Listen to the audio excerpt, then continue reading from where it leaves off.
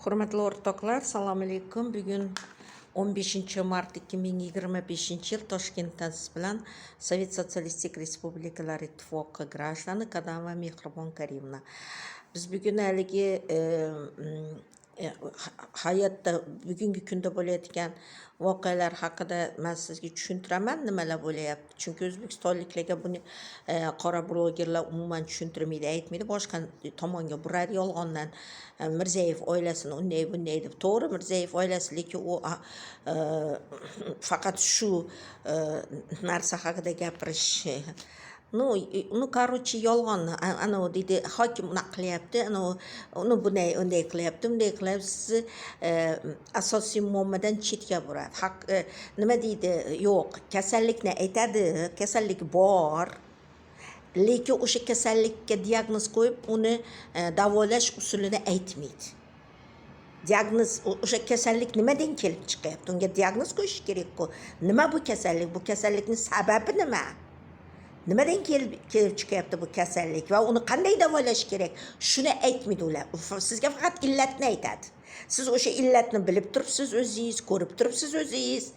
Lekin uni qayerdan kelyapti, sababi nimaligini bilmayapsiz-ku. Lekin sizga boshqacha tomonga tortadi. Sizni aldaydi, bilasizmi? Lekin sizni o'ziga jalb qilish uchun sizga haligi kasallik illatni aytadi. Illatni aytadi. Sizga ana to'g'ri gapni aytyapti deysizda, o'shalarga yopishasizki, ularni подписчиклari o'sha Jahon Nomodimov, Bobomurod demaligi, Saodat degan buxarskiy jo'yib chiqadi, O'zbekistonda ruscha gapirsa ham Sirojiddinning boshqa deymi, hammasi, ular hammasi bor-ku yolg'onchi, o'sha larga ishlaydi ular, o'sha bizni dushmanimizga, xalq dushmaniga ishlaydi. Pulga ishlaydi ular, pulga. Endi men sizga hozir aytsam, open budjet ketyapti O'zbekistonda, u aslida qayerdan kelib chiqyapti? Uni kasallik, u qopqon, o'sha open budjet deb sizdan judayam yomon narsalarga ovoz olyapti. Nima deydi? O'z xohishingiz bilan sizdan добровольный согласие deydi. Sizdan o'zingizni xohishingizni olyapti. Siz xohishingiz bilan yomon qullikka o'zingizni topshiryapsiz. Qullikka. Ana shuni aytmaydi ular sizga. Nimasini aytmaydi? Sizni aldab qullikka olib boryapti, bilasizmi? Sizni o'zingizni xohishingiz bilan qullikka o'tkazyapti. Chunki men sizga aytib kelyapman, tabiat qonunlari bo'yicha hech kimni majbur qilishga haqqi yo'q. Birovni birov majbur qilib qul qilishga haqqi yo'q. Shuning uchun ular har xil usulni qo'llaydiki, sizni aldab, sizni roziligingizni olish uchun. Sizni aldayapti, open budjet deb aldab, sizdan ana yolg'ondan, ana open budjet, yolg'ondan asfalt qilamiz, unday qilmoqchimiz, bunday qilmoqchimiz, sizga yaxshilik qilma, xuddi sizni farovonligingiz yo'lida qilyapmiz, xuddi sizga yaxshilik qilayotganday bo'lib, lekin sizdan yashirin narsaga ovoz olyapti. Sizdan borku, o'zingizni men sizga ochiqchasini aytaman, men o'zim shu qul bo'lishga roziman degan narsani olyapti. Lekin sizga uni ochiq aytmayapti. Men sizga aytayapman. U aytmayapti, qora blogerlar ham buni aytmaydi sizga. Bilasizmi? Siz u open budjet, u bekordan bekor hech qachon. O'rsada shunaqa so'z bor, сыр мышеловки не бывает. Бесплатный сыр мышеловки только бывает. Бесплатный сыр только мышеловки, понимаете? Бесплатный сыр только мышеловки бывает. Tushundingizmi? Sizga u bekordan bekor pul bermaydi. Sizga ozgina 10,000 so'm berib, $1 ham turmaydi. Sizdan ovoz olyaptiki, men roziman qul bo'lishga degan narsani olyapti sizdan. Bilasizmi? Ko'chalarda yurib ana bolalar, yigitlar kecha ko'rdim, o'tgan kun ko'rdim. 3 ta ovozga dedi 20,000, 3 ta ovozga dedi 100,000 pul beraman deb baqiryapti. Kim berdi ularga bu pulni? Kimlar uchun ishlayapti ular? Nayomniklar, yollangan ular. Ularga shu ishi uchun haq to'layapti kimdir. Nimaga keragi bor birovga pul to'lab, shuncha pulni birovlarga, odamlarga tarqatib, lekin ovoz berishing kerak. Men senga 10,000 so'm, lekin ovoz berishing kerak deb. Siz shundan ham o'ylaymizmi? Bu nima-ku, shaytonning o'yini-ku. Bekordan bekor sizga birov pul bermaydi. Nimaga siz telefon raqamingizni berishingiz kerak? Chunki sizni telefon raqamingizni orqasida sizni personal daniylaringiz turibdi, ma'lumotlaringiz, shaxsiy ma'lumotlaringiz turibdi. Haligi kompaniya bilan sim karta olgan paytda dogovor tuzgansiz. O'sha yerda men roziman, meni shaxsiy ma'lumotlarimni kompaniya tomonidan ishlatilishiga deb. Kompaniya orqali ular tashqi dushman bosqinchilar, O'zbekiston Respublikasi degan shirkat bosqinchi sizdan ma'qul bo'lishga roziman degan narsaga sizni roziligingizni olyapti. Shuncha pulni nimaga ajratadi bo'lmasa? Shuncha pul emas, bu ular uchun mizr hech narsa emas, ular uchun. Bular shu pulni sizga tarqatib, sizni 30 kumush tangaga sotib olyapti. Ana Rossiyada ham boshqa usul qilyapti hozir. Ana biz bepul deydi, kumush tangalar. Ochiqdan ochiq aytyapti, biz seni deyapti, ozodligingni, erkinligingni deyapti, 30 kumush tangaga sotib olamiz deyapti. Bepul deyapti, бесплатный сыр в мышеловке bывает. Bepul pishloq faqat qopqonda bo'ladi. Bilasizmi? Qopqonga tushiryapti o'z xohishi bilan odamlarni, ana senga bepul deb, ana besplatno deb, ana besplatno deb har bir Rossiya grajdaniga besplatno deb, rossiyalikka deb haligi olayotgan paytda men senga besplatno olib keldik, mana kumush tangani deyapti-da, keyin kimga olib boramiz, ismingni, familiyangni ayt deydi. Keyin u ismi familiyasini aytadimi, adresini aytadi, keyin olib keladi ungani, deydi, senga deydi olib kelganimiz uchun deydi, ana yerga qo'l qo'y deydi. Xuddi ana pochta olib keladi-ku, qo'l qo'yib olasiz-ku. Ana shunday qilib, ana shu paytda ularni tushiradi. Rozilik oladi. 30 tangaga uni ozodligini, erkinligini sotib oladi. Va bizlarga open budjet bilan, O'zbekiston xalqini open budjet bilan ko'chalarda yurib, haliga keyin yana bittasini kecha bitta odam aytayapti, men Instagramda deyapti, Instagramda tarqatilyapti deyapti, men ko'rganim yo'q, lekin bitta odam aytayapti-ki, o'zimizni O'zbekistonlik aytayapti-ki, nima deydi, Alisher Usmonov dedi, kasalmish dedi, o'layotganmish dedi, boyligini tashlab ketishga hech kimi yo'qmish dedi, yolg'on gapni qarang.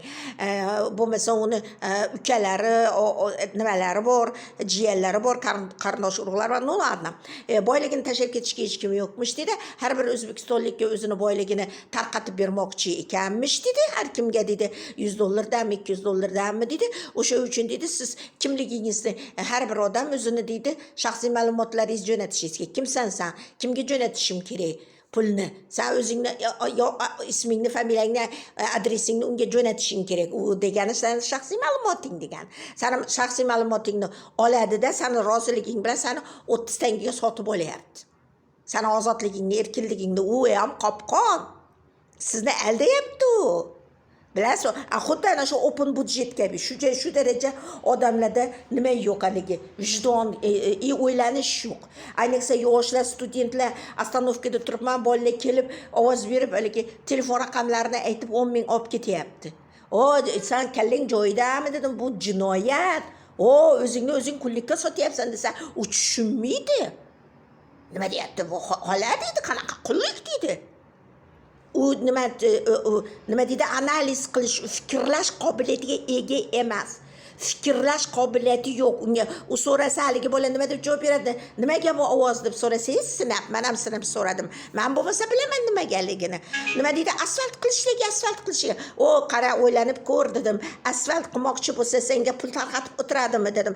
Ovoz olib, nimaga ovoz oladi dedim. Asfalt qilmoqchi bo'lsa to'g'ridan to'g'ri asfalt qilavermaydimi o'zi dedim. 2 yil burun ham, 3 yil burun ham shunday degandi. 2023da ham shunday degandi. Asfalt qilish uchun. U degan ma'nosini tushuntayapsiz, sizni mevasini asfalt qilib tekisda olamiz degani.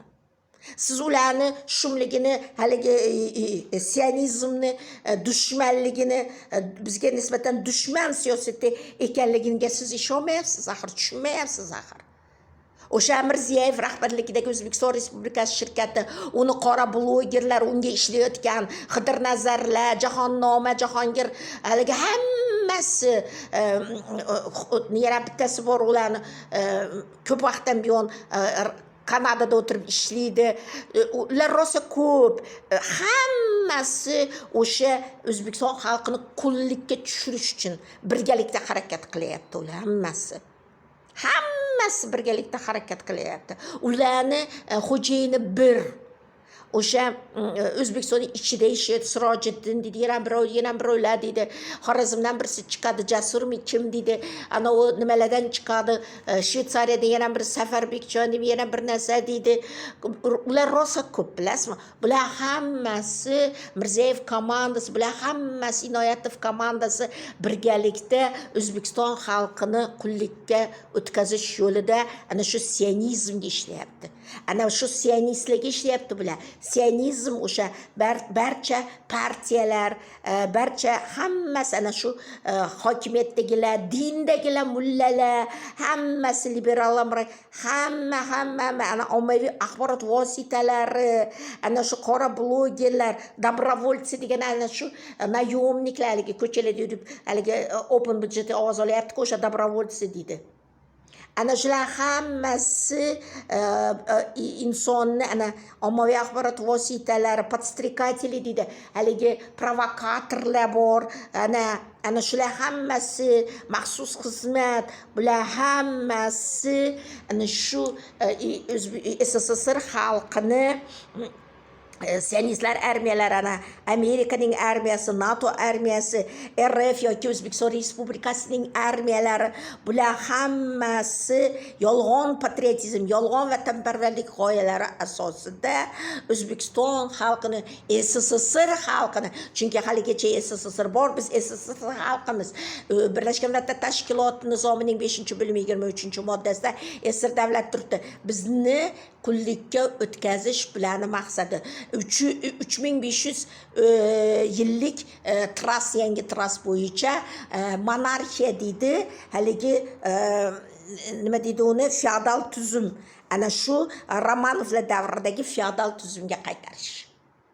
O'shanga qaytarmoqchi va odamlarni batraq, kambag'al, batraq qilib qo'ymoqchida, o'zlari bir hovuch, o'zlari haligi nima bo'lib, boy, haligi nima deydi, xon, podshoh bo'lib o'tirmoqchi O'zbekistonda va shu SSR hududida haligi Kremldagi monarx, tsar, podshohga bo'yinsunadigan qilib. Joylardagi boylar haligi o'sha monarxga bo'yinsunadi. SSSR hududida ular SSSR bor, lekin ular monarxiyaga o'tkazmoqchi imенно xalqni, batraq xalqni. Va haligi boshqaruv elita tepadagilar, ular bir hovuch, ular faqat boy, qolganlar kambag'al, qul, ana shunaqa qilmoqchidan, lekin SSSR davlati hech qayerga ketmaydi, yo'qolib ham ketmaydi, qonunda qoladi va SSSR xalqining, ana shu batraqqa aylangan xalqning, aldanib qopqonga tushgan xalqning huquqlari ana bu sovet grajdani sifatida haligi bir hovuch tashqarida o'tirgan qora aristokratlarga o'tmoqchi. Ular bizani huquqlarni olib, SSSR xalqida shunaqa buyuk huquq bor. Bizda har bir grajdan, SSSRning har bir grajdanida buyuk huquq bor. Dunyo kapitalining 85% SSSR xalqiga tegishli. SSSR xalqi yer egasi, ana shu har bir sovet grajdani yer egasi, ya'ni tirik inson degan maqomga ega, suveren degan. Boshqa davlatlar, dunyoning boshqa davlatlarida unaqa oddiy xalqda unaqa huquq yo'q. Amerikada ham, Germaniyada ham, Fransiyada ham, Italiyada ham, Ispaniyada ham, Xitoyda ham, Koreyada ham, Yaponiyada ham, hech qayerda. Afrikaning 50 ta davlati umuman уже batraq qul maqomiga o'tib ketgan. Masalan demoqchimanda, Braziliya va Argentina hammasi jismoniy shaxs, fizlico qul, ularda huquq yo'q. Turkiya bor, boshqasi bor, ularda huquq yo'q. Faqatgina SSSR xalqidagina, SSSR grajdanlaridagina yerga egalik huquqi bor. Shuning uchun ular bizga har qanday shumliklarni o'ylab, qopqonlarni o'ylab, topib, bizani tushirib, ana shu monarxiyaga o'tkazmoqchi. Biz xuddi o'zimiz rozilik berganday. Ana sizni open budjet deb aldab roziligingizni olyapti. Rossiyadan moneta deb yana bir narsa deb, chunki ular saylov qilishdan qo'rqyapti. O'tgan yilgi saylovlarni qilib ko'rdiki, hech kim saylovlarga bormadi. O'sha saylovlarda sizni ovozingizni olmoqchi edi u monarxiyaga o'tkazishni. Monarxiyaga roziman, men haligi batrak bo'lishga, qul bo'lishga roziman deb. U odamlar saylovni yolg'on ekanligini tushunib qolganda, qopqonligini tushunib qoldi. Endi bu shumlikni o'ylab topdi ular. Open budjet yolg'ondan sizga xuddi yaxshilik qilayotgandek, xuddi asfalt qilmoqchimiz, maktabni ta'mirlamoqchimiz, bog'chani yolg'ondan shu yo'llar bilan sizni aldab, sizdan rozilikni olmoqchi o'sha monarxiyaga o'tishni. Haligi monarxiya tuzumiga o'tib, hokimiyat bir hovuchgina o'sha monarxga tegishli bo'ladi. O'sha podshoh, o'sha xon davrida shunaqa bo'lgan, xonga tegishli boyliklar, hamma narsa, qolgan odamlar qul, ma'niga batrak, kambag'al, badbaxt, hech qanday huquqi yo'q.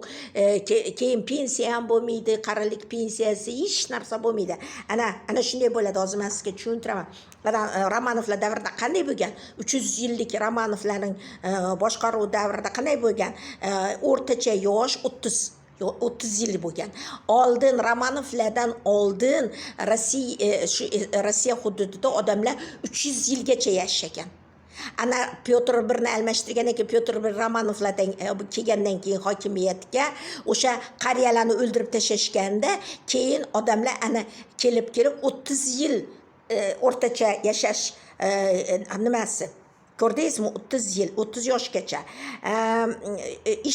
Ish kuni 12 soat. Hozir ham shunaqa. SSSRda necha edi? 8 soat edi. Hozir 12 soat. Meditsina 7000 odamga bittagina vrach. Keyin aholining savodxonligi 30% bo'lgan. O'shandan 3 klassgacha. Hozir ham shunaqa German Gref shunaqa dedi-ku, "Im faqat начальная школа" dedi. Boshlang'ich maktabni bersak bo'ldi, boshqa kerak emas bularga dedi. German Gref ochiq aytdi-ku, katta nimada, forumda. Keyin oliy ma'lumot olgan studentlarning soni 120 mingdan oshmagan. Pensiya umuman yo'q. Ana faqat kimlarga bergan? Harbiy va harbiylarga hamda amaldorlarga pensiya berilgan. Boshqa hech kimga pensiya berilmagan. Masalan, otpuskalarga chiqish, pulli otpuskalarga chiqish yo'q. Dekret otpuskalarga chiqish ayollarga yo'q. Bir tiyin ham to'lanmagan. Bepul uy joylar yo'q. Ana hozir xuddi shu narsa bo'lyapti. Ana shu narsalar hozir bo'lyapti va agar monarxiyaga o'tgandan keyin umuman shunday bo'ladi. Pensiya ham hamma narsa olib tashlanadi. Iqtisod turlari deydi. Qishloq xo'jalik, kristian, batraklar, faqat kristian, batraklar bo'lgan. 85% batrak bo'lgan. Iqtisodning nimaligi deydi? Iqtisod mustaqil bo'lmagan, sanoat deydi. 3dan 2 qismi sanoatning chet elliklar qo'lida bo'lgan dedi. Hozir umuman polniy chet elliklar qo'lida. Ana Xitoyliklar kirib kelyapti deyapti-ku O'zbekistonga. Nima uchun? Chunki sanoatni ular sotib olyapti. Rынок, bozorni sotib olyapti. Keyin bu yerda oldin Amerika, masalan, gaz, neft, oltin hammasini amerikaliklar xo'jayin O'zbekistonda. Angliya, Amerika xo'jayin, Germaniya xo'jayin. Hech qanday bizni o'zimizdan chiqqan O'zbekistondan bironta odam bizni mol mulkimiz bo'lgan, tabiiy boyliklarimiz bo'lgan joylarga xo'jayinligi yo'q. Sanoatda biron joyda, ishlab chiqarishda biron joyda. Hammasi chet eldan, chet elning odamlari. Keyin равные права и возможности для всех dedi. Hamma uchun bir xil huquq, tenglik umuman yo'q dedi.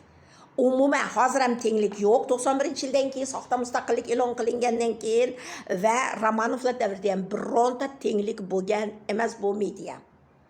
Bilasizmi, juda ham yomon narsa. Chunki insonlarni jismoniy shaxs nimaga o'tkazgan? Qullikka o'tdi. Hozir esa o'sha open budjet yoki shunaqa har xil yolg'on nima deydi, yo'llar bilan, tovlamachilik yo'llari bilan sizni aldab, sizni yolg'on yo'llar bilan ana shunga rozilik olyapti ular. 3500 yillik monarxik o'tkazmoqchi. Lekin bizni SSSR huquqlarimizni o'zlariga olmoqchi, o'zlashtirmoqchi. Bizning huquqlarimizga kirmoqchi. Masalan, Esir paytida deydi 75 yil sotsialistik jamiyat bo'lgan bo'lsa dedi, o'shani ichida dedi necha marta urush bo'ldi. Birinchi jahon urushi, ikkinchi jahon urushi, grajdanlar urushi, intervensiya shunday bo'lsa ham deydi, o'rtacha turmush yashash insonlarning yoshi 70 yoshgacha bo'lgan. 8 soatlik ish vaqti, bir vrach 300 ta odam hisobida belgilab berilgan va nima deydi, savodxonlik 100%. 8-sinfda bitirish umuman majburiy bo'lgan. Chunki savodxonlik 100% bo'lgan. Shuning uchun 100% savodxonlik bo'lgan. Bilasizmi, Esir davrida studentlar soni 4.850.000 ta bo'lgan. Bu hozirgi studentlar u hisobga kirmaydi. Ular student emas. Ular nima deydi? Ular pul ishlash haligi pul biznes plani hisoblandi. Ularga bilim berilmaydi chunki. Ularda bilim yo'q, spetsialist sifatida tan olinmaydi. Shuning uchun ham soxta nima beriladi? Soxta hujjat beriladi, diplom emas, haqiqiy diplom emas, soxta diplom beriladi chunki 4 yil 5 yil davomida kontrakt to'ladi degan hisobiga qog'oz beriladi, lekin uning spetsialist ekanligini tasdiqlamaydi. Bilim darajasi yo'q spetsialist sifatida. Keyin pensiya, nafaqa to'lash odamlarga bor, Esir paytida bor edi. Keyin otpuskaga, pullik otpuskalarga chiqirilardi. Pul to'lab otpuskada bo'lardingiz. Masalan, o'qituvchilar 48 kun pul to'langan otpuskada o'tirardi yozda. Keyin ayollar dekret otpuskasiga 2 oy pul to'lardi Sovet davlati. Keyin nima kvartira, turar joylar yoki uchastkalar hammasi bepul bir umrga berilardi. Ana shu narsalar bor edi va sanoat deydi, o'zimizniki bo'lib, chet eldan bironta odam kelib bu yerda sanoatga xo'jaylik qila olmagan, faqat o'zimiz xo'jayin bo'lganmiz. Esir hududini SSSR davlati xo'jayin bo'lganligi sababli bizning sanoatimiz deydi Amerikadan ham o'tib ketdi 70 yil ichida. Amerika bilan tenglashib undan ham o'tib ketdi, bilasizmi? Shunaqa sanoat rivojlanib ketdiki deydi va deydi bizning iqtisodimiz mustaqil edi deydi. Chet elga qaram emas edi. O'zimizda hamma narsa ishlab chiqarilardi. Nima kerak bo'lsa. Biz chet eldan narsa olmay, hozir Xitoydan keladi, u yoqdan keladi. Bu qasddan qilinayotgan narsa. Chunki o'zimizning ichimizda sanoatni rivojlantirmaslik uchun o'sha Xitoydan hamma narsani olib keladi. Nimasi, kачествоsi juda ham past bo'lgan narsalarni olib keladi. Sifati juda ham yomon. SSSRning har bir narsasining sifati juda mustahkam, juda chiroyli, juda yaxshi qilingan bo'lsa, kiyim-kechaklari ham, haligi material gazlamalari ham juda ham sifatli, haqiqiy nimadan, shersdan, haqiqiy paxtadan qilingan, haqiqiy nimadan, ipakdan qilingan kiyim-kechaklar bo'lgan bo'lsa, hozir Xitoydan sintetik, haligi yomon iplardan, zaharlangan iplardan qilingan kiyim-kechaklar olib kelyapti. Xalq uni bir sezon ham kiymaydi, yomon bo'lib trapkaga aylanib qoladi. Chunki u past haligi sintetik nimadan qilingan, sintetik iplardan qilingan material bo'lgani uchun. U sifatli paxtadan qilingan emas. Yoki sifatli junlardan, shirslardan qilingan emas. Shuning uchun nimasini kiysangiz ham haligi shiqir haligi kurtkalari haligi nimadan qilingan, haligi nima deydi uni, sun'iy nimalardan qilingan, ular hammasi insonning sog'ligiga havo o'tirmaydi, juda ham zararli. Shuning natijasida insonlarning yashash yoshi kamayib ketyapti. Uzoq yashamaydi insonlar. Shunaqa kiyimlar kiyib yurgandan keyin u havo o'tirmaydi-ku. U plashovka deymiz-ku, plash nima materiallari. Haligi kurtkalar, paltolar. Xuddi birda bunday qarasangiz chiroyli emas aslida. Chunki xalq sovet paytidagi narsalarni ko'rmagan. Sovet paytidagi paltolar, sovet paytidagi kiyimlar chiroyli edi, kurtkalar, hamma narsa. O'sha paytdagi kiyimlar juda chiroyli edi. Biz kiyardik, maktab formalari juda chiroyli edi. Ham sifatli edi, sifati juda yaxshi edi. Hamma tomonlama, bilasizmi? Keyin oyoq kiyimlari juda ham SSSRda sifatli, ham teridan qilinardi sifatli qilib. Hozir Xitoydan yomon past nimada oyoq kiyimlar kelyapti. Bir sezon kiyimiz yirtilib yomon bo'lib qoladi, ham shaklini nimasini yo'qotadi. Bilasizmi? Hamma narsa shunaqa. SSSRni hamma nimasi sifatli edi. Nima deydi uni, bытовой texnika deysizmi, stroy material haligi asboblari deysizmi, masalan, nimada qurilishlarda ishlatiladigan, masalan, kalitlar, nimalar deydi haligi asboblar, narsalar hozir Xitoydan keladi, hammasi sifatsiz. Bildingizmi? Bu qasddan qilinadi. O'zimiz ichimizda rivojlanish bo'lmasligi uchun, sanoat rivojlantirilmasligi uchun, bizni xom ashyomiz olib chiqilib ketayotganligi uchun. Xom ashyo olib chiqilib ketgandan keyin, bizni byudjetimizga pul tushmagandan keyin, xom ashyoni ular 90%ni tashqi dushman olib ketyapti, 10% byudjetga qoldiryapti. Uni ham kimni qo'lida sovet pasporti bo'lsa, o'sha tepadagilar o'sha byudjetdan foydalanyapti, sovet byudjetidan. Sizni aldab keyin nima chiqaryapti haligi o'zbek blogerlar, haligi kuratorning komandasi bilan, buyrug'i bilan nima Mirziyoyev deydi, 15 ming necha dollar oylik oladi dedi. U O'zbekiston Respublikasi shirkatining prezidenti degan lavozimda olsa kerak 15 ming dollar. Lekin u O'zbekiston Sovet Sotsialistik Respublikasi Oliy Sovetining raisi va qo'lida sovet pasporti bilan sovet byudjetini qo'l qo'yib SSSR davlat bankidan g'aznadan pul oladi-ku, u yerda million dollarlab oladi-ku, qizlari bilan bolalari, eri xotiniga, kuyovlariga, qizlariga, haligi Parpiyevlar oilasi, Inoyatovlar oilasi, Karimovlar oilasi har oyga necha million dollarda oylik oladi-ku. Haligi resurslarni hisobiga, resurslarni sotgan 10% tushadi-ku. Ko'rdingizmi, siz ulug' qilishni, ko'rdingizmi? Ana shular yana boy bo'lib qolmoqchi. Xon boy, podshoh bo'lib qolmoqchi-da, ularni oilasi o'zlariga haligi titullarni olib, haligi Rossiyada masalan knyaz, baron, graf, bular ham bir xonlik davrida qanaqa titullar bo'lgan.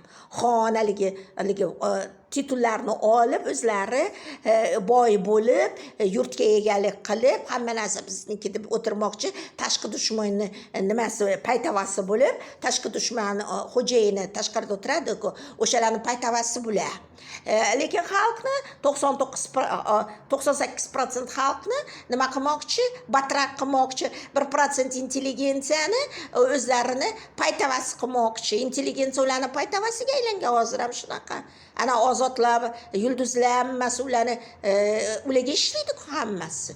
Intelligensiyaligi bizni professorlar, akademiklar jim o'tiribdi, ana shu gaplarni aytmaydi-ku. Mendan boshqa bir odam ham shu gapni aytmaydi-ku. SSSR bor, SSSR grajdanlarimiz bu tepadagilarda SSSR pasporti bor deb birontasi aytmaydi-ku. Bular bizlarni nimaga, qullikka, batraqlikka o'tkazyapti, huquqlarimizni olyapti, bizni ertaga chiplab keyin konslagerlarga tiqadi demayapti-ku. Bilmaydi deb o'ylaysizmi? Biladi, lekin временно hozircha sotilyapti o'zini haligi nafs yomonligidan. Hirs bilan nafs balosi odamni hayvonga aylantiradi. Ana shundan iblis vijdonsiz o'shalarga ishlayapti, tepadagilarga paytava bo'layapti. Xalqni qayg'urmayapti. Tepadagilarga paytava bo'layapti bizni soxta professor akademiklar. Intelligensiya dedi, haligi kishanlardan qutuldik deb haligi ozod.